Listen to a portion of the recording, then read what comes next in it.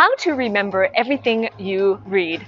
5 neuroscience hacks to learn faster. Have you ever noticed that there are so much things out there to learn, that information is so much more available now than it ever was before in history?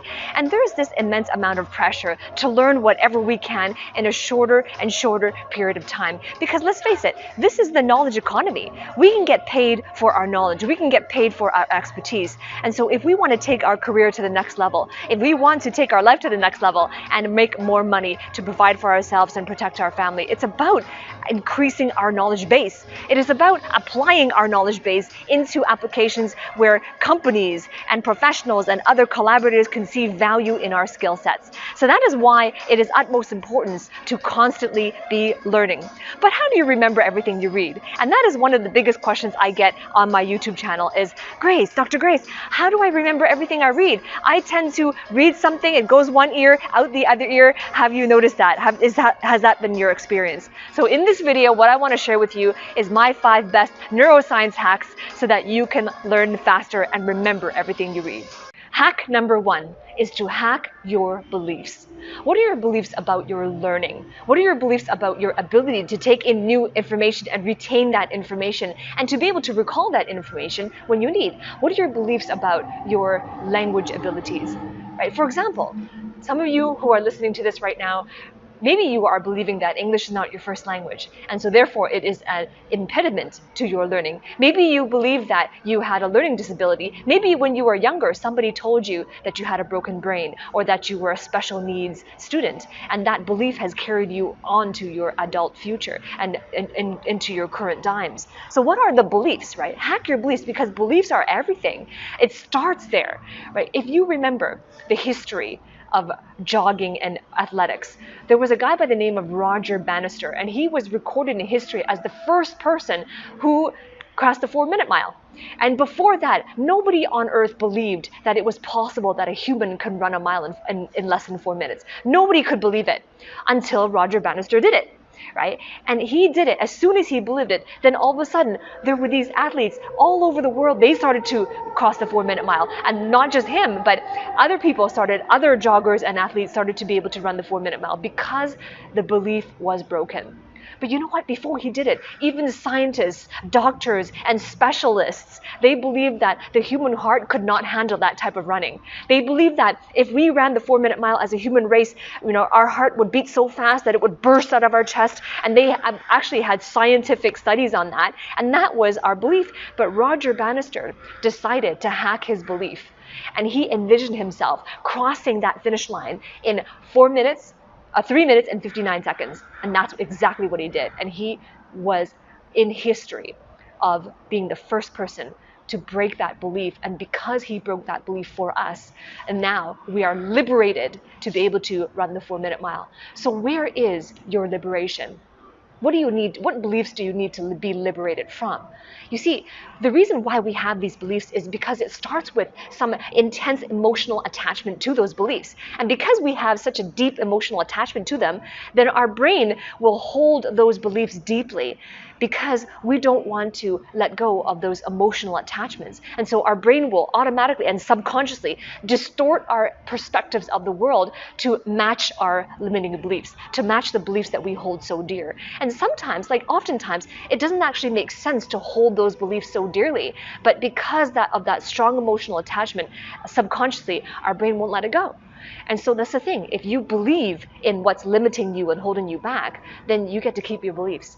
So do you prefer to keep your belief, or do you prefer to break the 4-minute mile, so to speak? Right? So that's the first hack, is to hack your beliefs. Hack number 2 is to hack your state. When I refer to your state, I'm referring to your state of mind. This is really the essence of hacking your state, is about managing your emotions, right? And if you think about emotions, every single one of your emotions that you can possibly feel along the spectrum of all human emotions are, in the essence of it, they are vibrational frequencies. Right? They're vibrational frequencies. When you have the highest level of vibration of emotions, that is where you have joy, gratitude, love, those are the highest frequencies of emotions, meaning that they operate on a higher hertz, right? Because frequency is measured in hertz. So joy, love, affection, gratitude, that is the highest vibrational frequencies. When we experience joy and gratitude, we are operating all of our cells in our body are vibrating the fastest and the highest frequency when we experience those emotions. However, when we experience other emotions like grief, blame, shame, hurt, sadness, those emotions are vibrating at a much lower frequency. And every single one of our cells in our body is also vibrating at that frequency, at a lower frequency. And so because of these frequencies, these frequencies actually correspond to our brain frequencies, right? You might have heard this in other channels, or you might have read about this, but our brain operates at different frequencies, right? Depending on whether or not we are sleeping, or whether or not we are meditating, or whether or not we are conscious and actively learning, we have different frequencies from our brain, right? And so the lower frequencies are, for example, when we are subconscious, or when we are sleeping, and when we are in a trance state. Those are lower frequencies. And one example is like, have you ever tried to talk to a friend or a family member who is so engrossed in front of the TV watching their favorite show that even though you could be beside them, talking to them, telling them, and asking them questions, they don't actually hear you? And that's because when they're so entranced in that TV show, their brain is operating at a lower frequency. And so it is much the same as the emotional state we can be in. For example, if you're in class and you're trying to learn, you're listening to the professor or your teacher, and you're bored, right? Most of the time, students spend their days in classrooms either bored or confused, right? And that is a lower frequency. And so therefore, it is difficult to learn when you are operating at a lower frequency. It is difficult to retain new information. It is difficult to learn new information and recall new information at those lower frequencies. And the thing about the public education system is that the public education system teaches you all about what to think, right? Science, math, physics. They teach you what to think. There's not a single classroom, not a single professor, not a single day in class do they teach you how to think. And one of the most important things to be able to learn fast, retain information, and to be able to communicate your knowledge, because that is the most important thing, to be able to also teach what you know, communicate what you know, so that other people will be persuaded to work with you, to hire you, or to collaborate with you, all right? And that not a single class, there are no classes to teach you how to think, and it starts there. So if you are somebody who wants to take your career to the next level, if you're somebody who wants to find collaborators, who wants to start your own business because you realize that you have a vast degree of knowledge and you want to increase that knowledge and communicate your value more effectively, then I invite you to book a call with me. There is a link below this video. Right? There's a link to book a call, to fill out an application, to book a call. And this is for my mentorship. This is for my coaching, to teach you, to show you the framework on how to effectively think, so that when you have clarity of thought, you can have clarity in communication. And when you have clarity in communication, this is when you can take your career and your life to the next level. Right? So by the way, this is for you. Right? This is not for everybody. This is for you. This call booking is for you if you are looking and you are serious and committed to taking your career to the next level. Maybe you want to be promoted. Maybe you want to go into executive level positions of leadership. Then this is for you. However, this is not for you if you are at the beginning stage of your career, or if you're still in school, still a student in school, or a recent graduate, then this is not for you. If you are at the beginning stages of your career, I do have other videos that are more tailored towards those career stages. But if you are looking to get to that next level, then book a call with me, and I look forward to seeing you on the inside. Hack number 3 is to hack your activities. See, one of the biggest mistakes that I see professionals make is that before they go on a journey, before they make changes in their life and their career, they want to learn everything about it first before they get started. It's kind of similar to getting ready to get ready, right? But life doesn't work that way. You don't get to learn about it until you start that journey. And when you start that journey, the most important thing is not to learn about it, is to learn from it, right? So that we don't get to learn about anything until we take action, until we hack our activities and get in motion. And then while we are taking action, when we're getting motion, that is how we get clarity about anything at all, right? So hack your activities. Being able to learn, and to be able to learn fast and retain what you know, you have to be constantly moving. Because here is the thing. The principle is that learning is not a spectator sport. It's not a spectator sport. If you want to be in the business of learning and you want to be an effective learner, a lifelong learner, then you need to be constantly taking action. So what action can you take today? I want to hear from you. Comment below. What are actions you want to take today? You got to participate to learn. And one way you can participate right now is to comment below. How are you going to take action? Right? And the second thing, if you are a professional and you want to take your career to the next level, the second action you can take is to book a call with me and my team below. Below this video, there is a link to book a call with us. If you want to take your career to leadership, executive levels, then book a call with us. That is the other action you can take, and it could be the most important action that you can take for yourself and investing in your growth. So I look forward to seeing you on the inside. And now let's go to hack number 4. Hack number 4 is to hack your mind. When it comes to effective learning, really truly effective learning, when you can take in any vast amount of information you desire and recall that information on cue, it comes from understanding the stages that your mind goes through when you learn, right? The first stage is the decision to learn, and that's when you recognize your ignorance in a specific topic, right? When you actually are aware of this arena that you don't know that you don't know something, right? And so that is truly recognizing and acknowledging, I have ignorance in this specific topic, and so therefore you seek knowledge, because you don't seek if you don't first identify ignorance. And that's the thing, that's the hardest step to go through, because most people don't know their areas in which they are ignorant. And so the one step before that is they're in this stage of learning where they don't even know what they don't know. They don't even know where they have deficiencies. They don't even know, for example, they don't even know that they have these limiting beliefs that are holding them back. They don't even know what they are. And so in that phase, it's the most dangerous. Because when you don't even realize what you don't know, and if you don't even realize where you have these deficiencies or delinquencies, then it is impossible to learn. Because you won't take that extra step to seek, right? Because if you don't know what you don't know, you won't even feel the urgency at all to take that first step to learn, right? So once you have that awareness and you identify a true gap in your knowledge, which is where we acknowledge our ignorance in a specific topic, then we become aware of arenas that we don't know, areas where we don't know, and so we take that first step. And when we take that first step, it is seriously a step of self-discovery.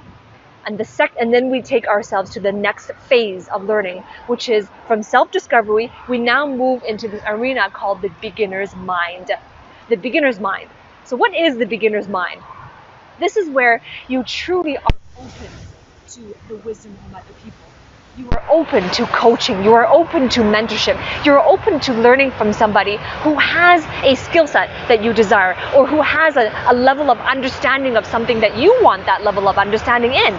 Or you're open to learning from a coach who has a level of success that you desire. It could be confidence, it could be communication. If you are open to that, then this is the beginner's mind. This is where you realize that you want to be the student, the disciple, right? And you are coachable. You are coachable.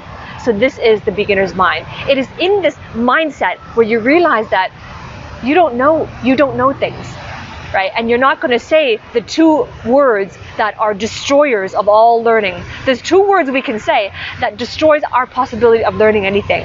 It's when we say these 2 words. It's I know. I know. When we say those 2 words, I know, or I know that already, when we say that, that's not the beginner's mind, and it will actually destroy any possibility of us learning and applying that knowledge and really having that wisdom and understanding, right? So again, once again, if this is you and you are somebody who is ready to have that beginner's mind, if you are somebody who wants to take your learning to the next level, to know how to think, how to communicate your value, then I invite you once again to book a call with me and my team. Below this video, there is a link to book a call. I look forward to seeing you on the inside. If you are an action taker and you understand the importance to participate so you can learn, then I look forward to seeing you on the other side, right? But don't go anywhere. There's still one more hack, which is hack number 5. Hack number 5, last hack. Hack number 5 is to hack your focus. Hack your focus. Because what you focus on will create your feelings, right? And your focus is really where you focus your attention, not necessarily where you focus your eyes. It is really where you focus your attention. Because when you focus your attention on something, anything you focus your attention on, your brain is going to filter out everything else. Because wherever you focus your attention on, right, that's where your intention is. Because where your intention goes, your attention follows. So whatever you're paying attention to something, that thing will be the most important thing, and your brain, the reticular activating system of your brain, is going to filter out everything else around it as unimportant. So what are you focusing on? Are you focusing on the things you are lacking? Are you focusing on the things, the beliefs that we talked about in the beginning, the beliefs that are holding you back? What are you focusing on? Because those beliefs are going to create a feeling in your heart, right? A feeling. And is the feeling that you're feeling, is it anxiety? Is it creating anxiety, or is it creating joy? And remember, it goes right back to vibrations. Whatever you focus on something creates an emotion, and your emotions are vibrational frequencies, which affect your ability to learn. So you see, all of these hacks are very much interrelated. They're not independent of each other. They all relate to each other. Right? So I remember when I was growing up in elementary school, I was so focused on my lack. Right? And all throughout high school as well, I was so focused on my lack because I did not have parental support. I did not have parents supporting me. I was on my own. I was very independent. So I was so focused on everything that I was lacking. It was really hard for me to learn because when I was focused on everything that was missing in my life, that is a very low vibrational frequency. Right? I felt fear. I felt anxiety. I felt shame as well. And so therefore, it was very difficult for me to learn. But as soon as I made that shift, and I focused on my vision, I kept my eye on the goal and the vision, and I had that clarity, that really gave me splendor. Because clarity, the essence of what clarity means, when you have clarity of your career path and you have clarity of where you're heading, it is a divine splendor. And that creates the feelings that you have, and again goes back to vibrational frequency, right? So hack number 5 is to hack your focus.